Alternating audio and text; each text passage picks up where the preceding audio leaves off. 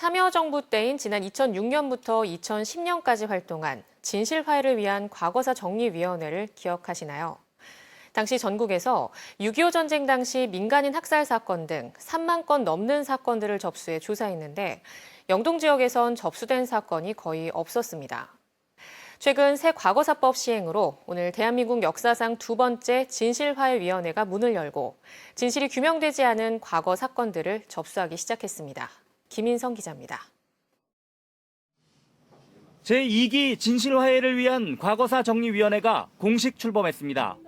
지난 2006년부터 2010년까지 활동했던 제1기 진실화해위원회에 이은 두 번째 진실화해위원회입니다. 1기 당시 6.25 전쟁 전후 민간인 학살 사건 등 전국의 크고 작은 3만여 건의 사건을 접수해 조사를 벌였습니다. 국가에 의해 저질러진 학살과 폭력 사건 등 대한민국의 아픈 과거사를 정부가 직접 조사한 첫 번째 사례였습니다. 이번 2기 진화위에서는 당시 못다한 조사와 새로운 사건들을 밝힐 예정인데 특히 강원도 등 당시 사건 접수가 거의 이루어지지 않았던 지역에 관심을 기울일 예정입니다.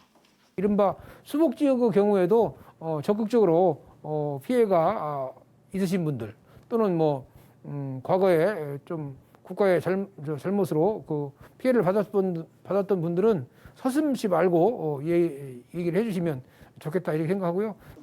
진실화해위원회가 문을 열자 각종 사건 접수가 줄을 이었습니다. 진실 규명을 해서 빨갱이 누명을 쓰고 이제 결국 그래 희생됐잖아요. 그 누명을 좀 벗고. 이곳 서울의 진실화해를 위한 과거사 정리위원회뿐만 아니라 전국 모든 시도청과 시군구청엔 이렇게 진실규명 신청서 접수처가 마련됐습니다. 도내에도 강원도청과 18개 시군청에 접수처가 생겼습니다. 앞으로 2022년 12월 9일까지 2년간 진실이 밝혀지지 않은 각종 과거 사건들을 접수할 예정입니다. 한편 한국전쟁 전후 민간인 피학살자 전국 유족회는 기자회견을 열고 상임위원을 추천하지 않는 등 야당의 비협조로 위원회가 반쪽으로 탄생했다고 성토한 뒤 진실화해위원장을 찾아 면담했습니다.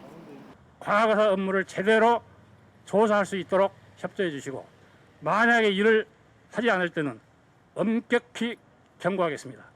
국민의힘은 과거사에 손을 떼야 됩니다. 그렇게 되면 일방적으로라도 진실화해위원회는 출발해야 됩니다.